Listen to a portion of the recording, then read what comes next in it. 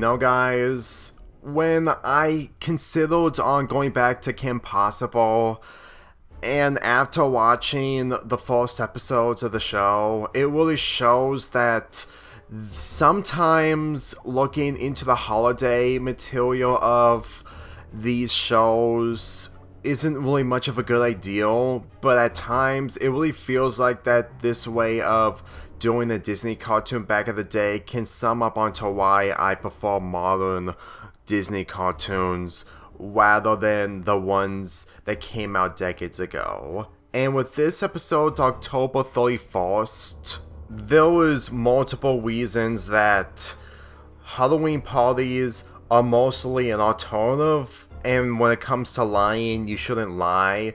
But for how this episode is executed, it kind of sums up onto why I haven't been into Kim Possible after almost 3 years since talking about the Christmas episode. The plot of the episode is that after going through a mission against the bad guys, Kim gets a bracelet that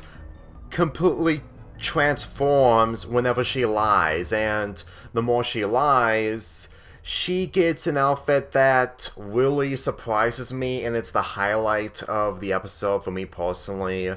But the reason why she was lying is because she lied to Juan about going trick-or-treating, she lied to her family about the haunted house, all because she wanted to go to a Halloween party to meet Josh. You know something, guys? When I watched the Christmas episode nearly 3 years ago, I was trying to understand the nature of what Kim Possible is. But years later, thinking about how my opinions and perspective has changed over time, I'm just not really into the spy elements whatsoever in Kim Possible, which also implies to the Loud House movie that I'm gonna be talking about next month. But my point is that whenever I try to get into the nature of Kim Possible, this episode just feels a lot more lackluster in comparison to the Christmas episode, which I try to understand it's being its own thing, but after watching this episode, when it's too juvenile when it comes to the spy elements, it kind of shows onto why I'm not into 2000s cartoons, mainly from Disney Channel. Kim lying to her best friend and family just to go to a Halloween party,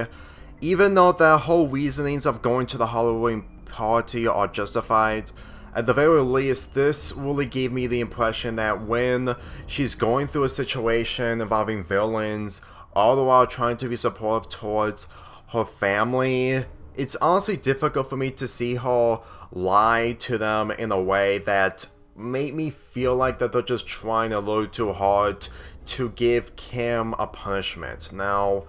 there are episodes that she kinda gets consequences, but the way this episode is executed, and when it comes to the characters themselves, mainly the villains, I'm slowly to understand why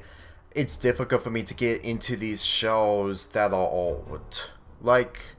the 2000s were a different time, obviously, but I really had a difficult time enjoying these characters, even though that they're supposed to be their own thing. Like, I try to give them the benefit of the doubt, but for how this episode's structured when the villains are on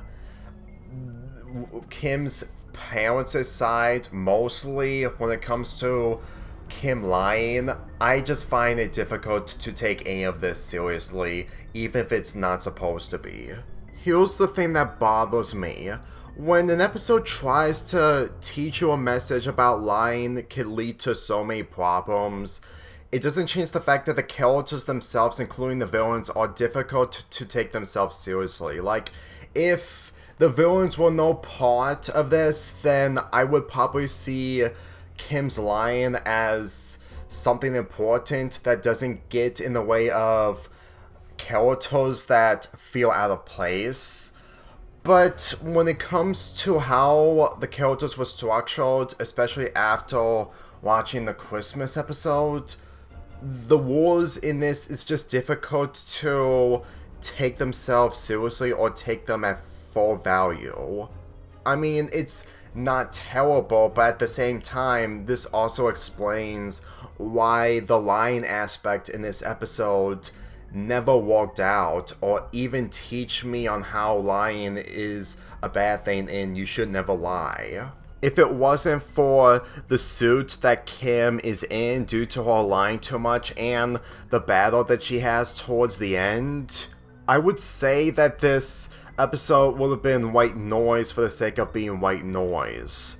Because I actually found the outfit really cool, especially since that it gave Kim something that really made her powerful rather than something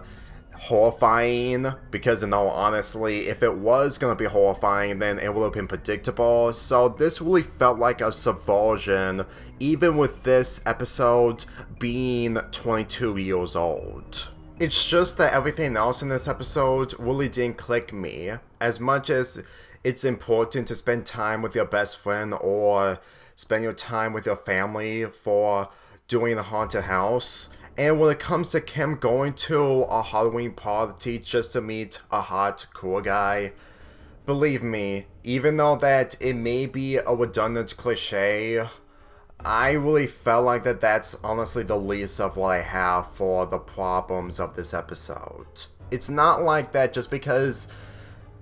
this episode has a redundant cliche doesn't mean that it's terrible, especially for an episode that came out in 2002. And the reason why I decided to review this episode is just to fill you in on what I feel about the show after almost 3 years. Not the best choice, but just to let you know that I'm just trying to give you guys an understanding on how I feel towards these shows, since nowadays it's difficult for me to binge watch multiple shows due to me having a slow pace on binge watching. As much as I wanted to find some enjoyment in shows, that was back then, and now it's honestly difficult to find any enjoyment when it comes to spy elements, especially from this show, which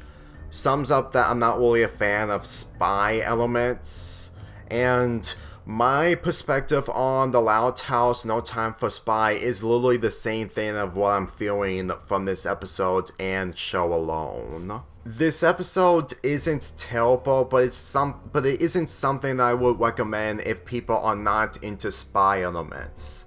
And trust me, just because I'm not a fan of spy elements doesn't mean that I view materials as the worst thing ever. It's just how I feel when it comes to how it's structured, when it comes to its characters. And the only way for me to express on how I feel about spy elements is, of course, the Loud House movie that I'm gonna be talking about next month. Even though I'm supposed to look into this show, I've always have. And after watching this episode, it honestly shows. So I'm giving this episode a 4.75 out of 10, and if I'm ever going to get back into this show, it will have to be a time where I'm actually interested into spy elements, but we'll just see what happens after I watch the Loud House movie No Time for Spy, if it does change my opinions on spies, but you never know how I'm gonna feel.